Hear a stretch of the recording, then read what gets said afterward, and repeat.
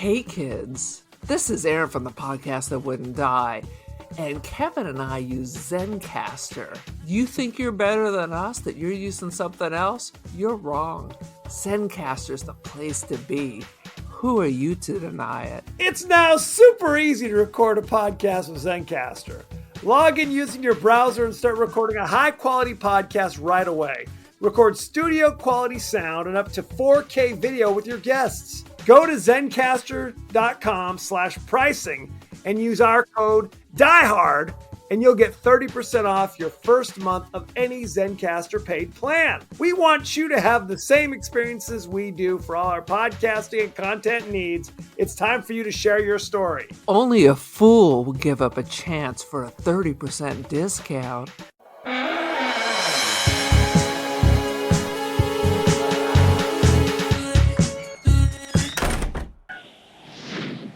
For 10 centuries it has waited to be awakened, to be worshipped again like a god, to fill the skies, to cast its shadow over the earth, to release its fury.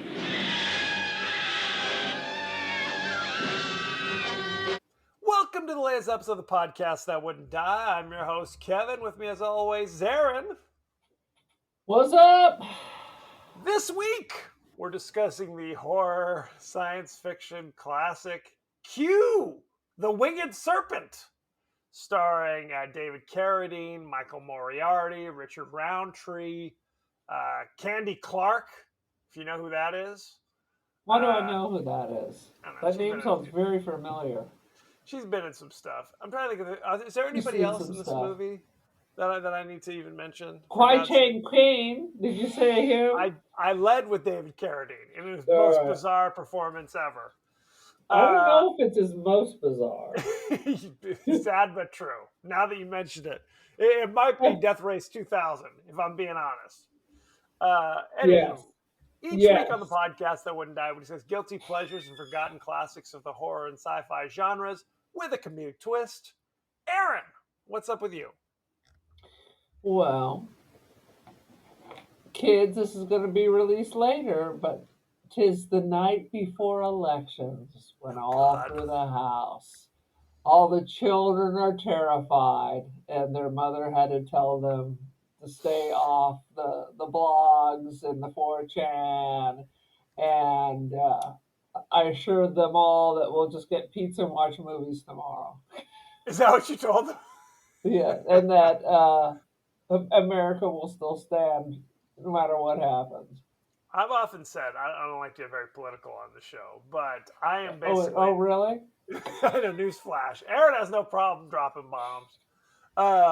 My attitude is it's like after school tomorrow, I'm literally going to the movies. I'm turning off the phone, and I'm going to go Turn off the phone? You're one of the people I thought I was going to have to block tomorrow for the minute-by-minute updates. Absolutely not. I'm turning it off. Now, it's going to be a test of will. No question. Yeah. I'm going to want to... There's an itch. And will you scratch it? Will I scratch it? So my goal, and hold me to it, is I will have no election information until Wednesday morning. Wednesday morning, I will allow myself to figure it out. But it's like, I remember 4 years ago where I was up half the night and my heart was beating like a jackhammer and no answers the next day. So I'm thinking I'm going to watch Kill Bill, the complete series. That's a solid 6 hours. Speaking of Carradine, I'm going to watch 6 hours of Kill Bill after I eat a gummy in bed with my Costco pizza and wake up to a bright new day. That's all you can do. That's all you can do. We voted, so let the chips fall where they may. So such is life. No, it's it literally. I have almost trauma of 4 years ago because we were in Colorado. We're going deep. We were in Colorado because Becky, my wife, was, as you may know, donated a kidney. That while we were in Colorado, while this was going down. Which I still think is crazy. What if I need Becky's kidney? Now I gotta go kill someone in Colorado? You might. You might. Sweet Lord. I don't even know what I'm seeing. It might be Conclave and the re-release of Godzilla Zero. Who the hell knows? I'm just gonna go. Trash. I'm just That gonna sounds go like in there. pure trash. What's starting after this one? I'll take that too. It's kind of what I'm gonna do. So, booyah, good times. And you're just abandoning your family. What will they be doing while you're hiding at the theater till midnight? That's good. That's a good question. No, I mean, honestly, in all reality, it's like we're cord cutters, so it's going to be social media that we kind of figure it out. But Becky's not on social media, so she'll just be watching Love Island or something, and maybe oblivious. Love Island. Not Sister Wives, not 90 Day Fiance. She's abandoned us. Those are the worst shows ever, by the way. All the 90 Day Fiance, it's the Oh my horrible, God. depressing Oh my stuff. God. They're so fake. It's like as soon as a new couple gets on, you find there were 2 people in this season that had already broken up, but they'd thrown their names in the hat, and they decided just to be on the show for fun, even though they'd What? already broken up. Yeah. The people in Iceland had already broken up. So everything is fake. And the couple, there's always poor Nigerians. They used to be the devil because they were stealing your identity. Now it's all like white women coming to abuse Nigerian men. Yes. Well, those are your 2 choices. You have kind of single women in their 50s reaching out for 22-year-old Nigerian boys, Yes. or 60-year-old dudes hunting like the Philippines for like 18-year-old. It's like that's just every day of the Philippines. I'm pretty sure. It's awful. It's always, especially for the Nigerian dudes, where it's clear I can barely stand the sight of you, but I'm going to go through with this sham of a marriage just to become American citizens. It is a horror show. It's like when you read those old Victorian novels. It's like you either get married or you're a burden to your family. Love will come with time. It's Jane Austen. It's Jane Austen. For a new generation. You're going to be turned out into the streets unless you marry the old dude who's like 30 years older, 10 years older than your own father. With the pox. Was it Pride and Prejudice where what's her name was like supposed to marry the parson or whatever? And she's yes. I ain't doing that. And then her like ugly friend has to marry the parson. Basically, it's just like she's like, I can't believe it. Why would you do that? She's like, what other choice do I have? Right. I'm a hideous monster, so I have to marry the my family is poor. So I have to let the old creepy minister paw me. But most of the time I send him out of the house for most of the day. Then I can have some quiet. We're talking about all sorts of stuff. Aaron, give us your 30-second synopsis of Q, also called Q, the Winged Serpent. First of all, it's not even a serpent. Because I was like, well, maybe I'm wrong with the definition. And I was not. A serpent is a snake. Now, do snakes have arms and legs? No, they do not. Not typically. Not typically. Or not ever. Or beaks. Or beaks. And nor do they lay eggs in a nest. Correct. Correct. So, Q the Winged Serpent, New York City. There's a nest of a giant egg of a creature. There are human sacrifices going on. For what reason? We don't know. Does it matter? No, it does not. Yes, they cracked the egg. But guess what? There were more than one nest, which I don't understand because everybody I knew had snakes, always had to keep them under a heater, but you can keep an egg on a nest that's a serpent out in the freezing cold, blah, blah, blah. The more I see it, the more I like it. Michael Moriarty at his most bizarre. He is chewing scenery like you wouldn't believe. It is the craziest. Oh my God. Did you realize how tall he is? He's really tall. He's a tall drink of water. He's like 6'4", in Law and Order, he looked like he was like you could blow him over. Now suddenly he's like, must smash. The craziest shit about Michael Moriarty, who in my mind was like this accomplished actor. I mean, he was the district attorney on the first season or so of Law and Order. Very serious role. Very serious. I mean, then you roll back the clock a little bit, and he's the main character of The Stuff. He's in frickin' Q, the Winged Serpent. Can't get enough of that stuff. What else? He was doing some other stuff where it was just like, what are you doing? Some deep diving. Little drinkity. Multiple marriages, and then he went and hid out in Canada. Oh, do you know this, or are you making up stuff? No, I looked this up. Oh, damn. He's been married like 4 times. Alcohol was the reason for every marriage breakup. And then he went and declared some like he was in exile in Canada. He was putting taxes or something for the government or something. He's notoriously difficult to work with. Notoriously difficult, which is why his stint on Law and Order was not that long. When Sam Waterston was available, they said, "Good day to ye, Michael Moriarty," and brought in Sam Waterston, and that was that.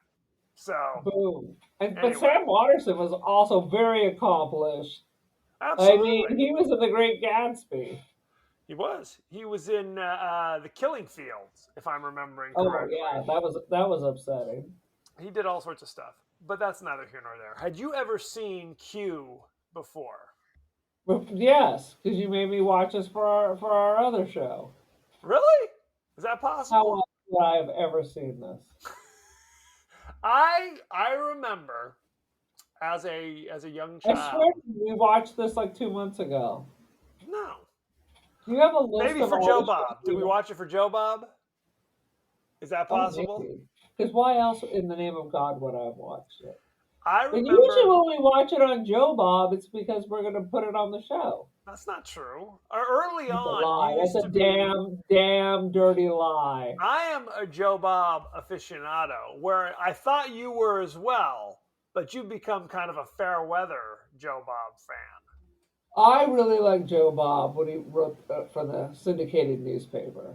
Okay. That was really funny shit, because it'd start off that he was writing about the movie, then he'd veer off into politics for like 6 paragraphs and somehow wrap it up at the end about the movie, and no matter how terrible it was, it'd be Joe Bob says check it out. Right. Well, 6 moves, 9 heads, 1 archangel. Check it out. I had seen the box at the local video store when I was a kid, and it looked terrifying. Here's this dinosaur-looking thing with like a pterodactyl with Godzilla or whatever the hell it is, and he's hanging onto the Chrysler Building or whatever. And its whole thing is, it's Quetzalcoatl, the famous Aztec god, the Winged Serpent. But we call it Q because that's all the time you'll have before it tears you apart. That was what was on. That was on the box, and I'm like, damn! I did not see this movie until maybe within the last 5 years was the first time I saw it, because it always kind of stuck around. I didn't know who else was in this. I didn't know Michael Moriarty was in this. I didn't know Kwai Chang Caine was in this, which is a Snatch the pebble from my hand, grasshopper. I have to talk about David Carradine for half an hour at least, because he was cast in Kung Fu. He knew no martial arts of any kind. It was supposed to go to Bruce Lee, and they said, he's too Asian. Right. So we're picking a white guy who we think can pass for Asian. I don't even know what that means. Anyway, he didn't pick up martial arts until much later. And when he was in... by the time he was in Lone Wolf McQuade opposite Chuck Norris, where Chuck Norris was a karate champion, like multiple-time karate champion, and they almost got into a real fight because Chuck kind of knows what he's doing, and David Carradine does not. So he was kind of wild punches or kicks, and he was connecting on a few of those, and Chuck was getting pissed off. Anyway, he's in this movie. This movie is kind of the symphony of crazy hairlines between Moriarty's crazy hairline and David Carradine's thin straw-like hair. It is wild what they're working with here. So that's neither here nor there. I think Carradine was still bringing it. He was trying to take this seriously. If you say so. I don't know what Moriarty was doing, but when you look at Carradine's face, you can tell he was still trying to act. Well, Moriarty was swinging from the chandelier.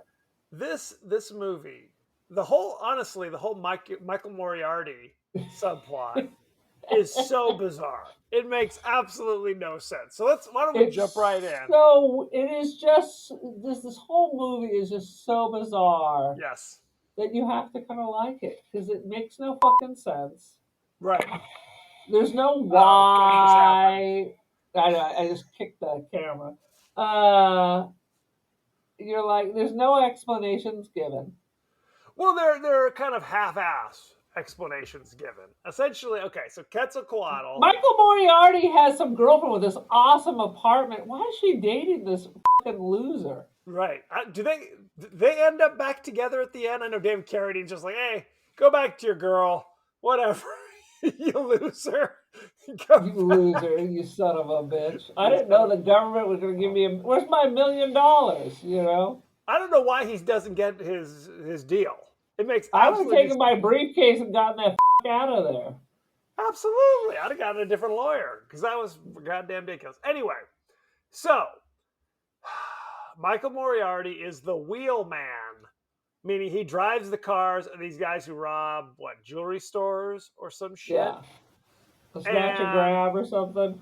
100%. But he doesn't typically go in. He's just the driver. But this occasion, they kind of force him. They give him a gun, force him to go in with them. Smash cut. 2 seconds later, he's running out with the jewels, presumably. It's like a briefcase. And he gets hit by a taxi. The briefcase goes skittering off somewhere. And now he's just on the loose, right? Yeah. And the briefcase just disappears. Never to be heard or thought of again. And he's just wandering around. There's a bizarre scene where he's like playing the piano and scatting and bebopping at the bar, so much so that the bartender's just like, I'm just turning on the jukebox. He was there to audition. No, I understand, but but he was so boring. Yeah, the guy just went over and plugged in the jukebox. It's a sad situation. He stumbles upon. For some reason, he goes to the top of the Chrysler building. He's evading a security guard at one point. And while he's there, he discovers a nest made of kindling and shit. I mean, it's clearly like they went to the park, found they did some tree trimming, and that's the GD nest with a huge egg sitting in it. It was like Big Bird's nest. And 100%. you know how Big Bird would literally take up the whole nest. That's how big this giant egg is. Right. And then why do they keep calling it it was like, they were talking about the serpent was supposed to have feathers and stuff. It had no fucking feathers. The wings are kind of feathery, is what they are not. They're kind of leathery. There was no feathers anywhere.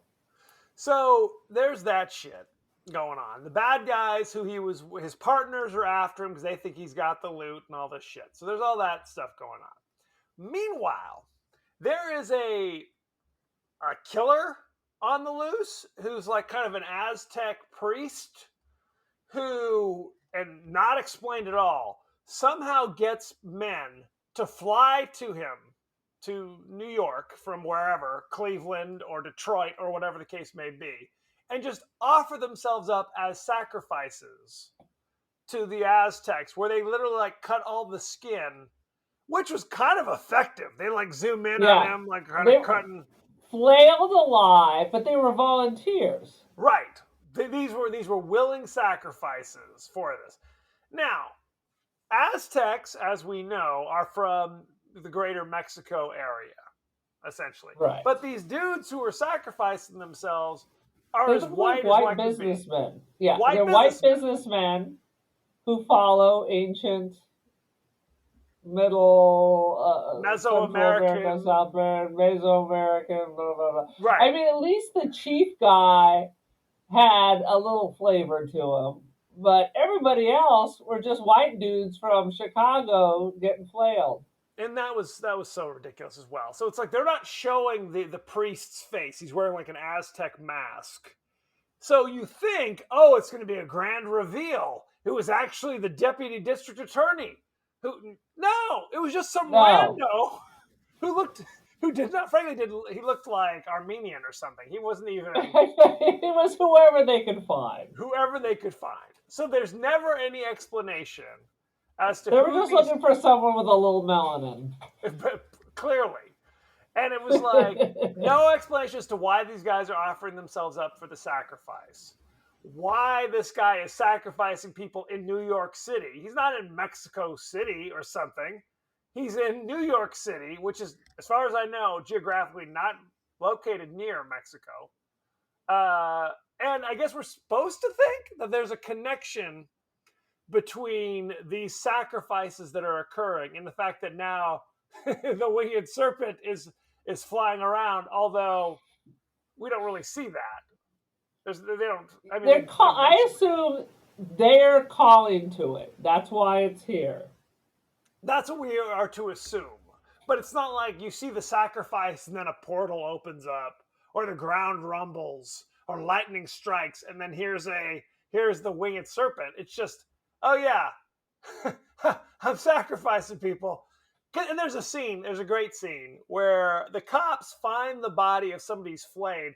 And it is the shittiest, like, Play-Doh character laying in the bed. It's supposed to be, it looks like more like a burn victim than somebody flayed alive. And the police officer He may have been flayed, but then he was slow roasted. Absolutely. The cop basically just throws a pillow on the body. He's just like, oh, Jesus. Are you contaminating the evidence, bro? It's like, you can't just throw shit around. Oh, sweet Jesus. So. How do you spell Quetzal? Oh, there we go. Q-U-E. So, while this is going on, there's also people like sunbathing on the roofs of the greater New York metropolitan area who, out of nowhere, this gigantic frickin' prehistoric creature swoops down and nibbles them up and is flying around dripping blood and viscera. So people are walking down the street and getting dribbled with blood. But when they look up, they're looking directly into the sun, so they can't see. This is what they said, that Q, the Winged Serpent, knows like just how to fly, just so the sun's always on its back. So if you look up, you can't really see it because the sun is shining in your eyes, which makes absolutely no sense. Because believe it or not, everyone's not standing in a group together in one spot, right? They're scattered all over the city. So, oh, sweet Jesus. Anyway, Aaron is just surfing the internet right now, pretending to pay attention. What are you doing? I am looking up Quetzalcoatl to find out, like, if there's some prophecy for when it's supposed to return. It's like the god of learning and the morning sun. It's not the god of I'm coming to wipe out New York and Chicago. No, he's like the Zeus equivalent, essentially, or the Odin equivalent. He's like the head of the pantheon. If I may be making this up, he's head of the pantheon of Aztec gods, is my understanding. So, but this thing does not appear to be like intelligent. It just appears to be like a monster. It's like a smooth Godzilla, like the Sphinx cats of Godzillas. Well, because it is literally claymation. It is a claymation. Even though this is known as the feathered serpent. Yes, correct. It is, when they finally show it, it is the worst thing you've ever seen. It's Davy and Goliath quality. It is Gumby quality. Truly, it is the stupidest shit. It's not scary at all. And it's bad when they show it. But in the final countdown the conflagration that occurs at the end, when the cops are like, we're going to shoot this thing out of the sky, ignoring the fact they're in the middle of a city of 8 million people.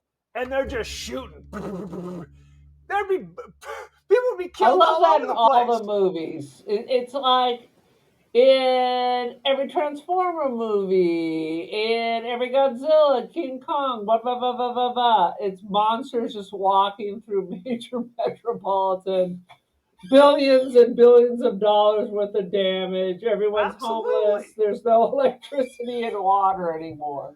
No, it'd be a freak show. But what makes it hilarious is that up to this point, there's just been this thing where the creatures, like somebody's like, there's a window washer scene, and the frickin' off camera, you hear Rah! And then you hear crunch, and then the window washer doesn't have his head anymore. The thing is so big, it would be so loud. Yes. It's like literally like a 747 swooping down. Flying in front of a glass building surrounded by other glass buildings. Yes. And nobody saw a thing. Yes. When Michael Moriarty finds the nest, he finds like a skeleton.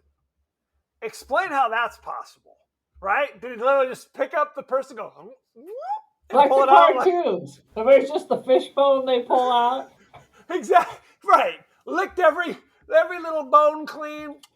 Every little finger bone. Well, I think he cooks it like the dragons in Game of Thrones. So he cooks it till it's bone drop. Just like a good beef rib. So maybe they can do it like the fish. It's possible. It's possible. I mean, like literally. Finger looking good. Michael Moriarty goes, it must be that sunbather. It must be her skeleton.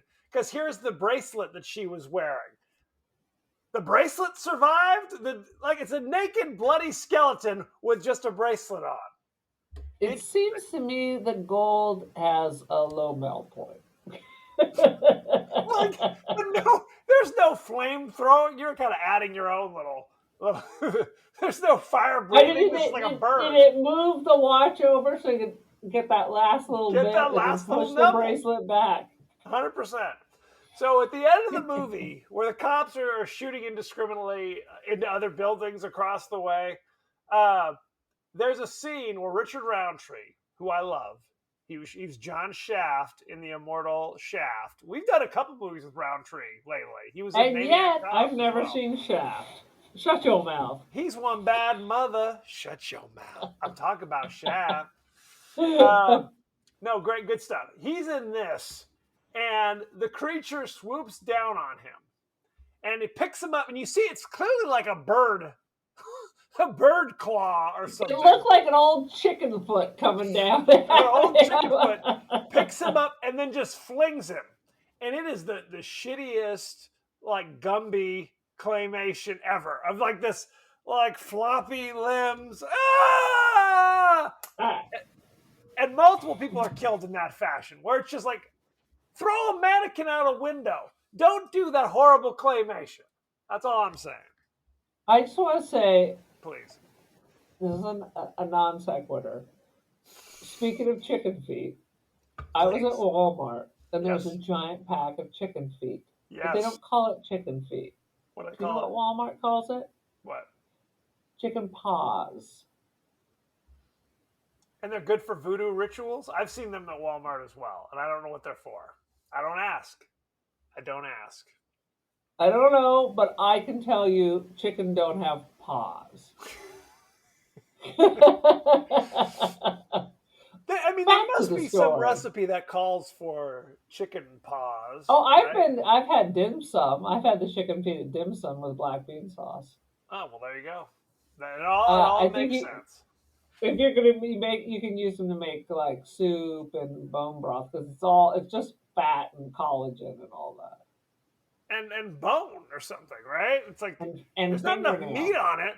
It's just like there were some big old fatty feet when I was in San Francisco. It was like a giant chicken paw. You're like, no chicken paws for me. They are hard to eat since they are 1,000 little bones. So you're sitting there. I'm not eating that. So Michael Nor did Moriarty. the friends I went to dim sum with. I'm like, you gotta try it. They're like, I'm trying to get the train back on the tracks. whoop, whoop. Michael Moriarty, I said, has stumbled upon the nest. Again, it's it's in the Chrysler building in the middle of town. Are you telling me no one's seeing this giant frickin' thing flying into a huge hole? Because again, the hole would have to be gigantic in the side of this building for this gigantic thing to get in and hide in there. And he's obviously flying into Central Park to pull trees out. So not only is it a serpent, it's a serpent who's built this crazy nest where there's really not any room for the serpent to actually be inside there, if you'll notice. Correct. How would the serpent ever be inside there? No, impossible. But not It's nearly impossible. enough room.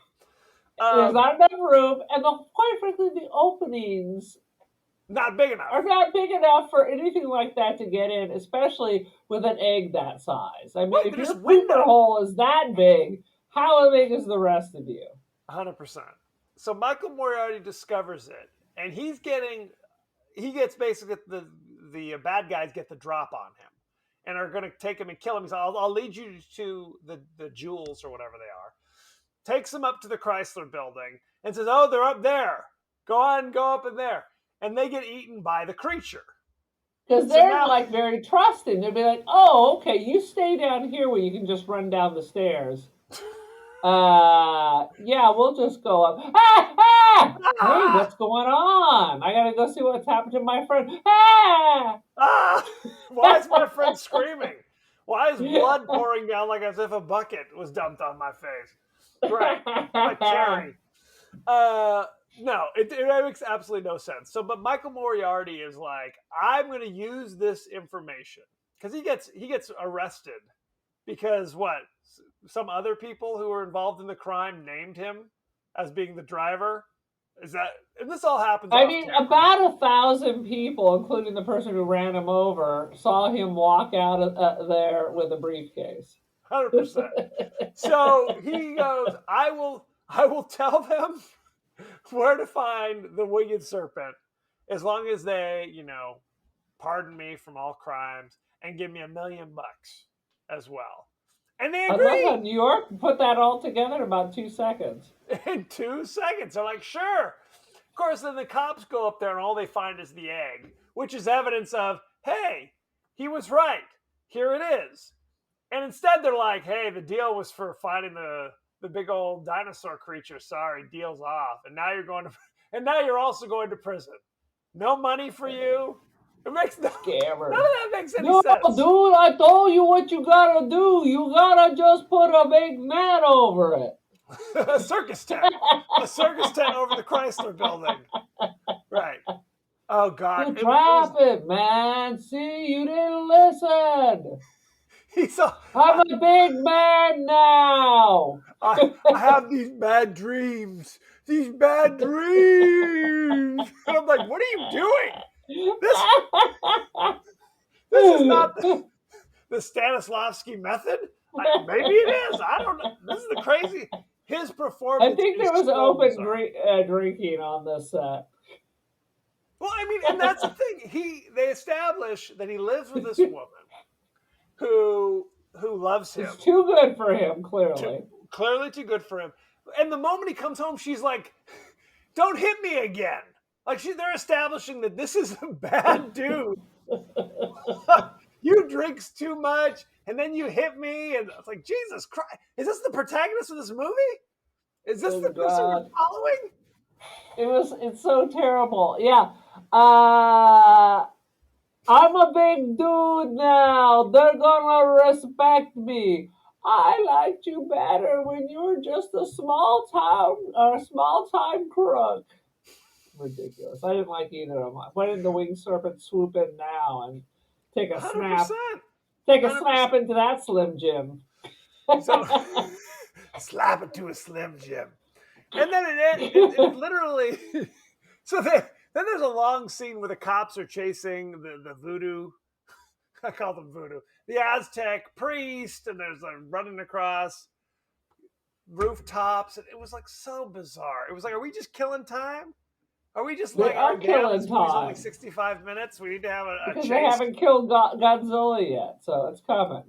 Right. And that's the final thing where it's like, again, Or King Kong. Oh my God! How about the end where they finally injured him after he's killed the entire police force? They've shot him with 1,000 bullets, right. which I assume would be like someone throwing grains of sand at us, Right. and finds a pyramid to claw on like Crash he was into, back yeah. home. Why did I ever leave Central Mexico? Boo. I just realized this is a whole sub story about immigrants and immigration. Oh, that's exactly what it's about. That's the central theme of this movie. The central theme is don't immigrate, legally or otherwise, because you come to America, it's a bad place. Look what happens. They kill our gods on a pyramid sculpture. Is this a comedy? I don't think it was meant to be, but in fact is. Because it is too bizarre to be possibly taken seriously. It's just too bizarre. It is so bizarre. I can't even. And honestly, I think you have to watch it a couple times. The first time I saw it, I'm like, this is so terrible. And now I realize it's so terrible. And the music at the beginning, I wrote this down. It's like the beginning of Ed Wood. I was like, this is fantastic. And this is Larry Cohen, who did the stuff. I wrote that down. He did It's Alive. He's done all of our Dude, favorites. I'm like, I know that name. Oh, sweet Jesus. Any last Oh thought? yeah, how about this? You neglected to mention the first dead skin dude had the biggest fucking dick. I did not notice. They even skinned his giant dick. What are you? What? Oh, you're talking about the dude in the hotel? Is that what you're talking about? Yes. I did notice his enormous, bizarre package. I don't know how. You did not write it down. Well, again, it's like I've never flayed someone. You kept saying flailed. Flailed is. I know. I meant flayed. Flayed. Maybe he was flailing as he got filleted or fellation or whatever. By the way, did you notice? I'm having many strokes. It happens to the best of us. The last dude who's about to get stabbed and sacrificed was David Carradine's other brother. Did you notice that? How he looked just like him? Not a joke. I did. I missed that. Which Carradine is this? Not one of the good ones. Not a Keith Carradine, and definitely not a Robert. Sadly, Robert was available. That I always talk about the Carradines, how you had these three brothers who were all actors, and how they looked nothing alike. Now I think David is only a half brother of the other two, but the other two also look nothing alike. It's like Keith the Carradine, dad looks just like David, I think. The dad, John Carradine, who was like a horror kind of dude back in like the 40s and 50s, way back when. David Carradine is primarily known for Kung Fu and these fucking movies. And Kill Bill. And Kill Bill, of course. Keith actually... And his Strange Death. And 100% a Strange Death. Keith Carradine kind of had a more normal career. I don't know if he was ever as famous as David, but he seemed to have normal movies that he was in. He didn't have to do the freaking Death Race 3000s or those sorts of things. Robert. Well, David had a very distinctive look. Yes, he did. Robert is only famous as he was. No, I don't remember. He was Lewis in all the Revenge of the Nerd movies. He was one of the main nerds. Keith Carradine was quite good looking. He's a handsome guy. Keith was the most handsome. No question. Yes. Robert, not so much, which is why he was able to play. I mean, Keith Carradine was in Nashville. Yes. He was in a bunch of stuff. The Long Riders. 100%. The moderns. I remember the moderns. Robert Continue. was supposed to be an 18-year-old nerd going away to college. If he was 35, he was at least 35. He was at least 35. And I still go to bat for the first 2 Revenge of the Nerds movies. Cancel me if you will, but I still enjoy them. So we may have to cancel you. You may have to. That may be something. Anything else about Q the Winged Serpent? And I say winged. And I was right. Keith Carradine reprised his role as Wild Bill Hickok in Deadwood. He did. Aces and eights. Yeah. Dead Man's Hand. Only That's the first right. season of Deadwood. Spoiler alert. So. Well, the ghost of Keith Carradine. That would have been cool if it was the ghost that came back. And if you haven't seen Deadwood, watch it. Just don't watch the additionally let's wrap everything up season after it was canceled. The movie? Yeah, oh God, it was so terrible. Anything else about Q the Winged Serpent? No. Why don't we go behind the scenes then, shall we? All right, let's go. Writer-director Larry Cohen, according to interviews, once looked at the Chrysler Building and said, "That'd be the coolest place to have a nest." That single thought was the idea that began the creation of this movie. Who the hell would have that thought? That makes absolutely no sense. I was looking at it, I was like, why would they leave that space all empty? You could totally build a lofty condo up there with all the views and everything. That was my thought.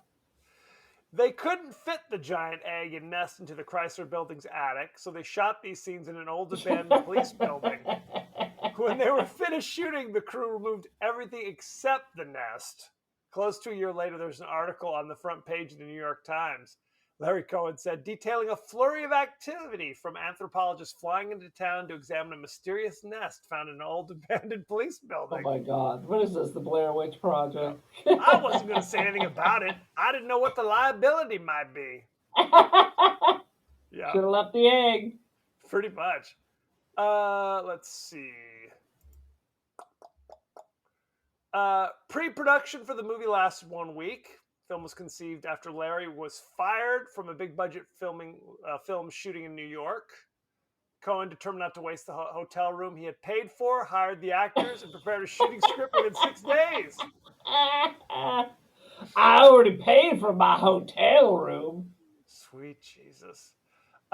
When they shot the scene with people firing machine guns at the beast from the top of the skyscraper, the ejected shells fell 80 stories toward the streets below. Killing 3 people. Luckily, they were caught by a canopy installed to prevent construction debris. So that's good. It led to Cohen. When you were a kid, didn't you ever hear like if you dropped a penny off the Empire State Building, then it would kill people because it would go through it like a bullet? Absolutely. That didn't stop the New York Daily News from reporting a more colorful story about poor behavior by the production. It led to Cohen being told that they couldn't fire any more guns in the movie. So, sweet Jesus. Well, good, because at the very end scene, when they're shooting the bad guy, they also shoot the victim. Right. This film was done guerrilla style with no permits, and the sirens were genuine responses to simulated gunfire. You bastard, you. Oh, sweet Jesus. One thing that's kind of interesting about this is the fact that Larry Cohen had never worked with the kind of stop motion animation he would need for this. So he shot everything and then went to the stop motion people and said, "Here you go. Here's all the footage." They're like, No. You're not supposed to. We're supposed to create the creature that we're doing. And then we tell you the shots that we need. So they just were forced to kind of wing it. He's like, what? Wah, wah, wah. Let's see. Michael Moriarty, who is known for being very difficult to work with, got along great with writer and director Larry Cohen. So why wouldn't he? He just said, do whatever the hell you want. Do whatever the hell you want. 100%. I love that there's an undercover cop disguised as a mime roaming around. Oh, God. Yeah, that's smooth. Especially the part when he jumps into the police car for the chase with everybody else. Have they arrested the mime? I want to go back to the victim being shot. He gets shot in the back, but the bullet comes out of his eye when they pull him over. Yep. He gets shot all the way in the middle of the back. They roll him over, and it's like his eye has been shot out. So that's one magic bullet.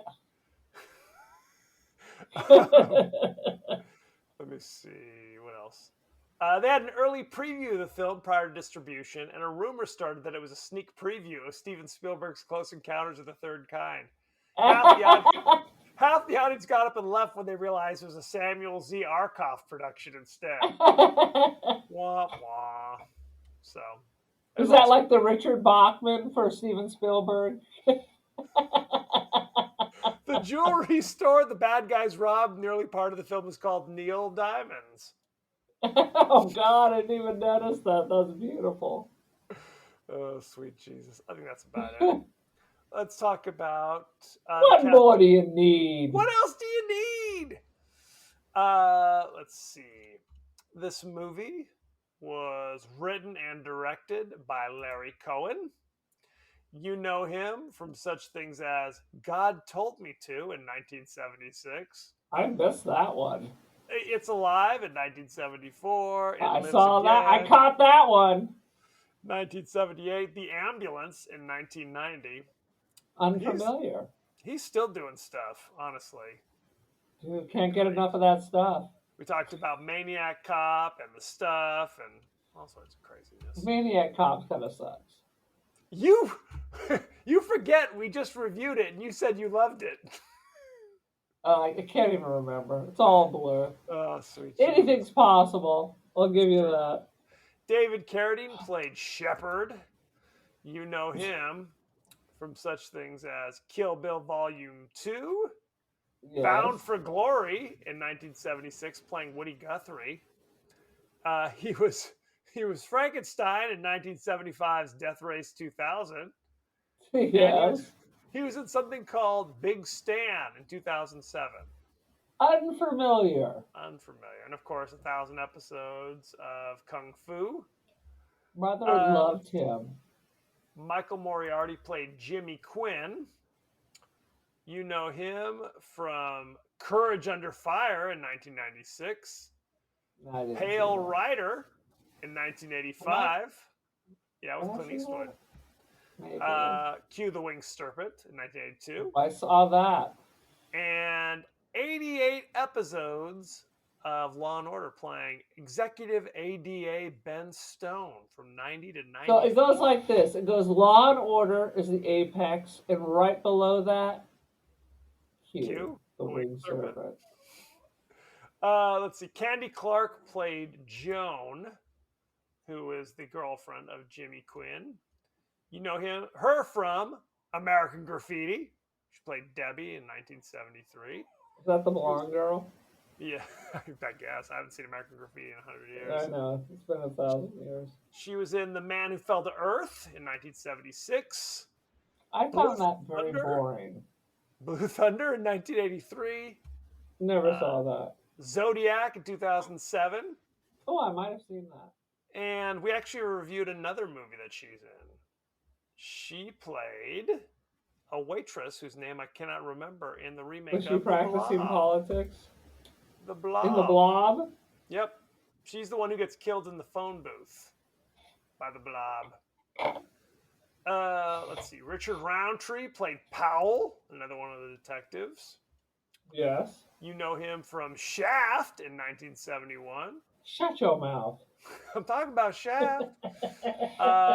He was in something called Brick in 2005.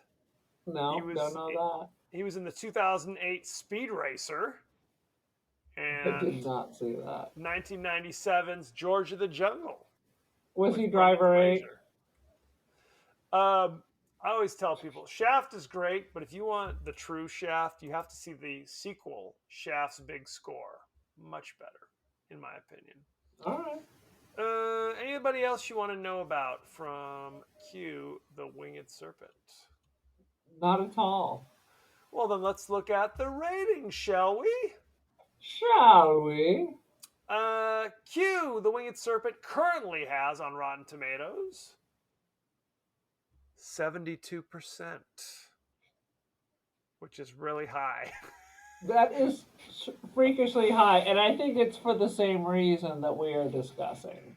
Do you know what the audience gave it? 82? 43. So the critics enjoyed it more than people that would normally go see horror movies. Roger Ebert of the Chicago Sun-Times says, the cast also includes David Carradine, Richard Roundtree, and Candy Clark. Good actors all, but you have to be awfully good not to be upstaged by the death throes of a dying Quetzalcoatl. 2.5 out of 4. Okay. Janet Maslin of the New York Times says, the only movie in which you may ever see a gnawed, bloody skeleton wearing a gold charm bracelet. Fair. 2 out of 5. What is your rating, Aaron, of Q? All right, my rating's going up. My rating's going up from the first time I saw this.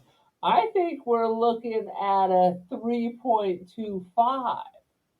And I'm saying you might check it out. Not because it's a good movie, but because it's so bad it's good. This is definitely one of those, I've just come back to the bar, a little too amped up to go to sleep right away. Oh, look, Q is on. Let's put that on. And hilarity will ensue. It's the only explanation why some movies are getting watched over and over. I mean, that whole Pauly Shore success, that's from people being drunk and watching his movies. No sane person thought Pauly Shore was fantastic. I'm not gonna disagree. I think I'm gonna give it 3, a flat 3. I don't think it's as funny as you do. In all honesty, I remember going into this. I thought I was going to be rolling in the aisle, Halloween 3 quality, and it's not. Honestly, what can compete with Halloween 3 Season of the Witch? No one can. Nothing can. No, it's just honestly, it's just not as funny as I'd like it to be. Is really what it comes down to. The effects. Maybe you need to get a Zima, sit back and relax, watch it a couple more times. And Michael Moriarty's performance, while incredibly bizarre, is not necessarily bizarre. It's not necessarily bizarre in a way that made me laugh. It was more just me shaking my head, going, "What is he doing? What are these choices?" Sometimes that works. So sometimes that works. I assume this would be right up your alley. You would think it's the right decade. You again insisted that I watch it again. Correct. So we'll see. I would put The Stuff above Q, if I'm being honest. The Stuff is really polished. I mean, it is. That was really polished. Right.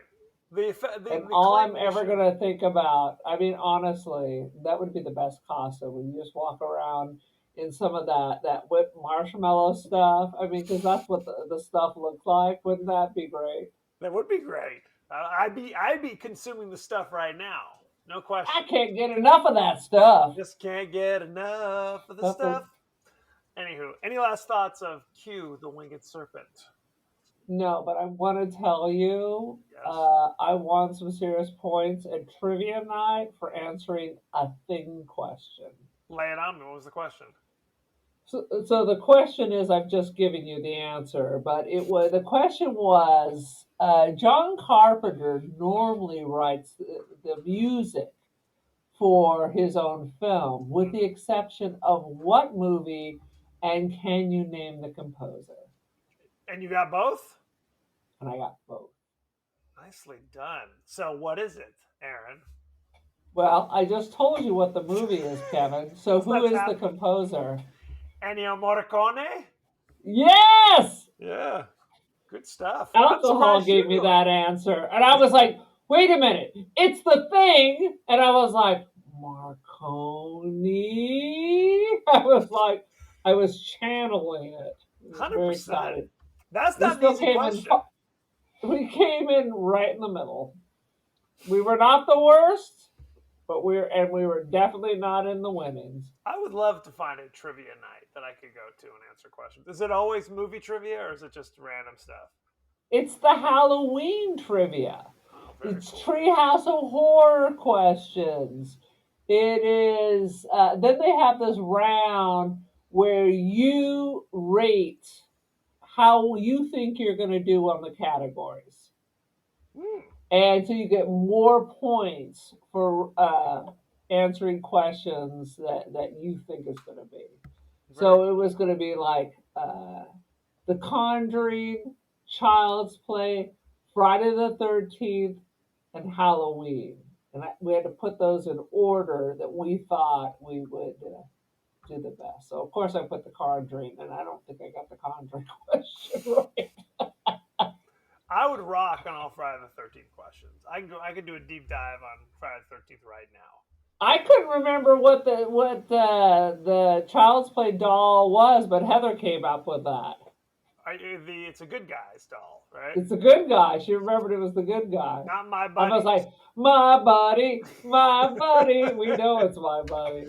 My buddy and me. And me. Anywho, thank you very much. Go to our pages across social media. We're still on X and Facebook for the moment. We're on Blue Sky and Threads for the moment. Also TikTok and Instagram, for goodness sake. You could be watching us on YouTube at this very moment. Maybe. Maybe. You got to see me cutting the lint off my sweater just a few minutes ago. It's so exciting. It's so exciting. You can also email us, the podcast that wouldn't die at Gmail. We are on Apple Podcasts, Spotify, anywhere the finer podcasts are available. So don't forget to like, share, rate, and review. Won't you? Won't you please? Aaron, what is your social media situation? Oh, I got some media, and I just sold 2 pieces of artwork on First Dibs. Boom! So, boom! I've got art on First Dibs and Artsy, Aaron Doherty. I am on the social media called Instagram. I am the Cult of Aaron. Join the cult. Very cool. What I like to do is share people's thoughts and feelings about some of our movies. Aaron, you shared this one with me. And what the hell? It's hard for me to understand. That's what they all say. So, talking about our episode, Star Trek First Contact, Tough Times 123 commented, I love that someone made a gif of Picard shooting that Thompson at that chubby kid from the Goonies. Thanks, Tough Times. Right on. David at 53 commented, it's Bob from that 70s show. Okay, fair. Yes, it is. Also commenting on the Star Trek First Contact. Same one. And I think that's about it. I'm not sure those are particularly helpful, but thank you for commenting. Nonetheless. But thank you for interacting with my TikTok. Thank you very much. Next week, we're discussing the George Romero classic, the one that has nothing to do with zombies. It is the 1977 Martin. He was really farting. Anyway. In the corner master store. Yeah. So nobody knows that but us. This is about a guy who believes he's a vampire. So we'll see. I've never actually seen he believes he is like a 400-year-old vampire. So we're gonna find out what the story is. You can watch. And you know what? Lay it on me. Oh no, go ahead, do your thing. You can watch it with us only one way, evidently, unless you own a copy. Tubi with ads, and I often say Tubi is the best. Tubi has everything. It has freaking everything. What were you gonna say? I was thinking, I've been getting a lot of ads for Only Lovers Left Alive. Yes. And I was thinking that it is very similar to me to The Hunger. Like if he hadn't gotten the old person disease, there would be no Susan Sarandon. So it's kind of like their life before. What do you think about that? I mean, it's interesting. It's interesting, but I think the cold hard reality is Catherine Deneuve clearly didn't care that much about her past lovers, right? To But subject them to this. I know. And then they're clearly still alive Yes. up in storage. Right. If you haven't listened to our The Hunger episodes, one of our earlier episodes, Catherine Deneuve is like a 2,000-year-old vampire, and from time to time, she basically turns like her lovers or whatever into vampires to be like her companions. But where she lives forever, they only live for I don't know 100 years or so, give or take. No, I mean they were looking like they were at the court at Versailles. I mean they were together for a couple hundred years. Maybe a couple hundred years, and then they slowly get old and shriveled, and there's nothing you can do about it, and they can't die. So then she just takes them and throws them in an old cardboard box in the attic for the rest of their lives, just to be there, like aware but unable to move, essentially. And that's the shit. Why would she put them in the box? It feels like they should just be on open racks, like something comfortable. So if they're all visiting with each other, but they're not. That's just her BS. Be gentle with him, my loves. Be gentle. It's like, Bull, you're evil. Now, of course, she gets her just desserts at the end, so right. She gets what she gets.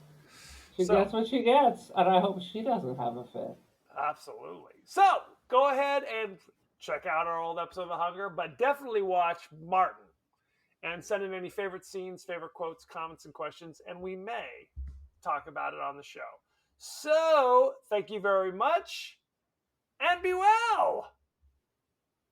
Be well.